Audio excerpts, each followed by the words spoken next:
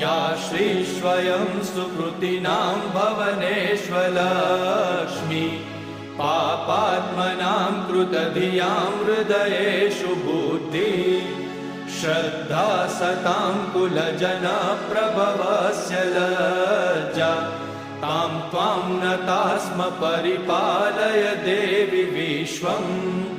किं वर्णयाम तव रूपमचिन्त्यमेतत्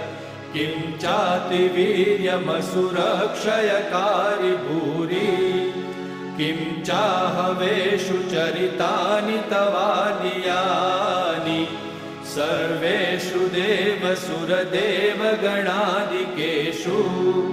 हेतु समस्त जगतां त्रिगुणापि दोषे न ज्ञायसे हरिहरादिभिरप्यपारा